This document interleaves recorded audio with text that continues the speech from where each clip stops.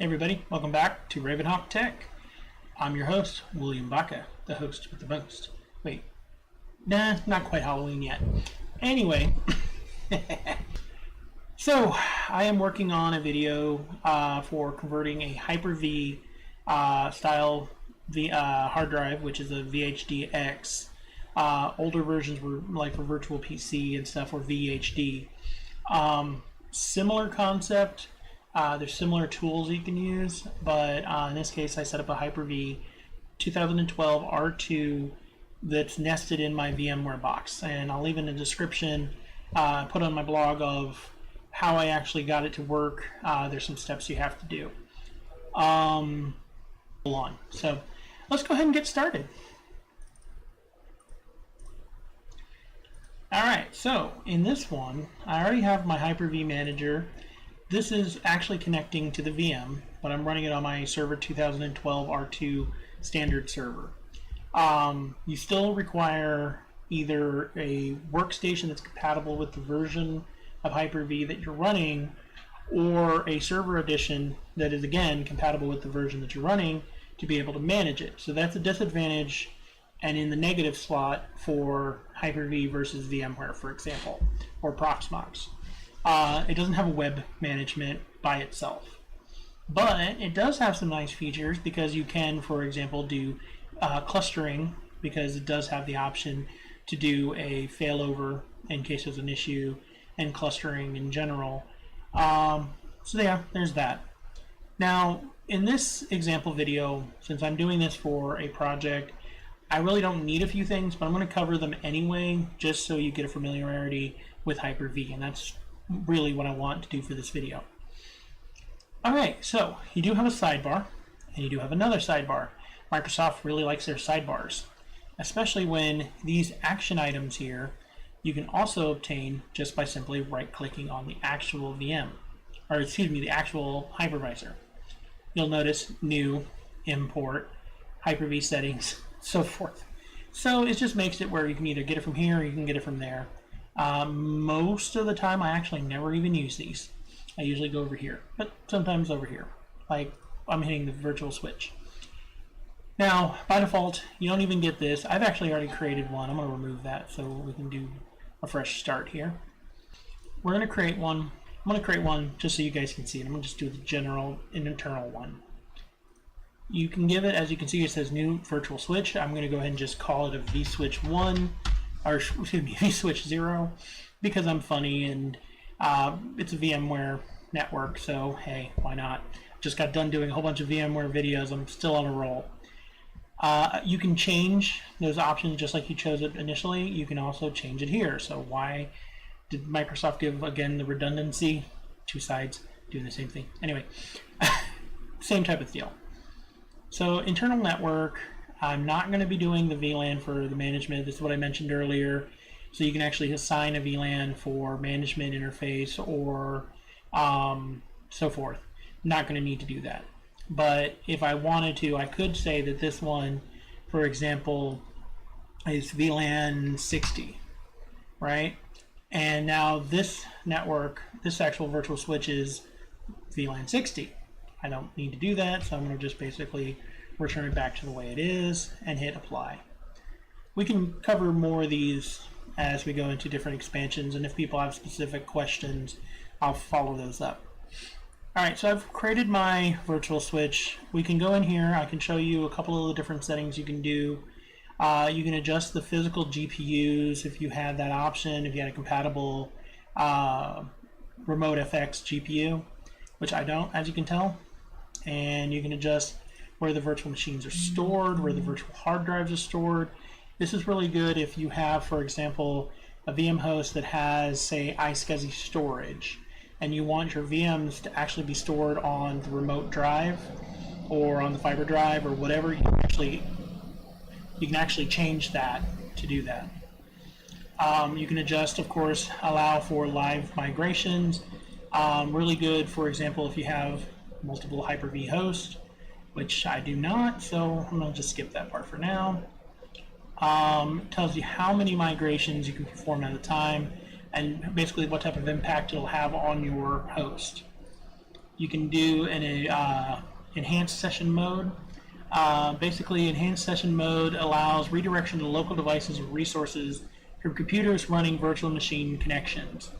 So basically, you can, if you have a supported guest operating system, and you can actually, so yeah, basically, if you want to be able to do things like shared folders or other integration services, you can basically see whether or not you're going to allow that. If you're going to configure up a replica server, you have that option here, and just other different things, like how do you release your mouse on your console and things like that. And then the basics, we're going to create a virtual machine. Now I'm going to show you something. When we go to this, I'm going to get to the part of actually connecting the DVD drive, and then we're going to have to stop and go back because we're going to get an error. I want you to see that. So what we're going to do is I'm going to call this machine test01. I'm going to just leave it at generation 1. I don't need to change anything there for right now. I'm going to leave it as 512, and I'm going to choose my vSwitch 0.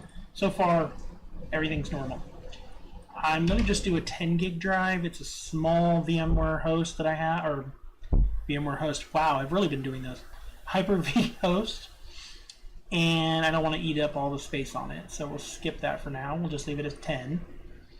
And I'm going to tell it to go ahead and use the image. Now, what you'll notice is this is not my local machine. This is the local machine on the Hyper-V host. Now, you have the option of viewing any network resources. You can also, like I said, there's my printer. There was my printer. Anyway, but you'll notice not much is there. Now, if you know the address, you can actually go ahead and do like 239. There's that. All right, there's my actual server itself, and not the Hyper-V server.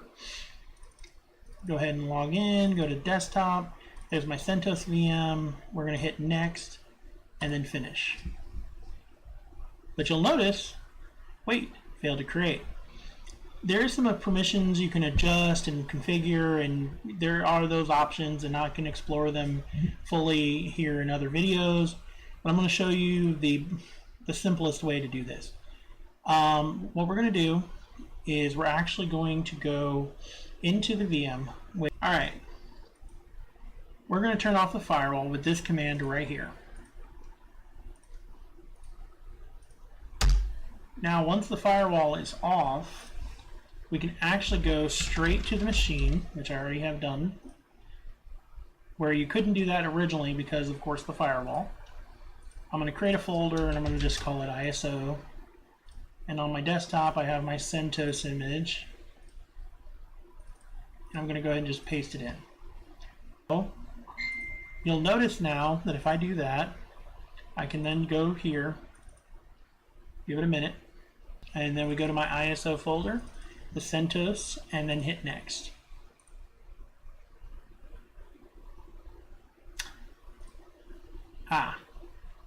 Another error that we can address, let me get back into my firewall here. Since I actually let the machine start to create the hard drive, if you go here, go back to the machine, you go to users, you go to public, documents, Hyper-V, virtual drive. See, I already have my hard drive. I'm going to delete it just because I wanted to create a new one.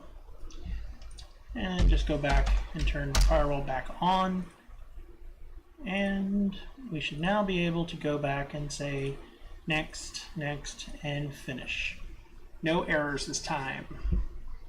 I like no errors. No errors are good. And then of course you can get into the settings to be able to adjust any additional option. As far as I know, and I'm fairly certain that there's probably a way to do it, but I got to double check, you can't do UEFI configurations via the actual configuration here. There may be a way to do it. I haven't really explored it because I really haven't had the need, but I will eventually do and update my blog and stuff with those findings. But we're not going to really need to mess with anything here. So I'm just going to start up my VM, and connect to it. So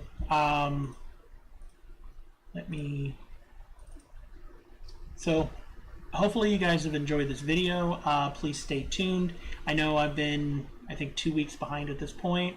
I do have a job where I'm constantly having to do projects here and there. I do try to keep my schedule for posting my videos since I'm new to the channel and I'm really wanting to build my audience and stuff like that. So thank you guys, all my new subscribers, all my old subscribers. Please spread the news. If you guys have any questions whatsoever, you can hit me up on my blog. You can hit me up on my channel here. Leave me some comments. Leave likes if you like the video. Definitely subscribe if you're not already. And hope you guys enjoyed. Thank you guys.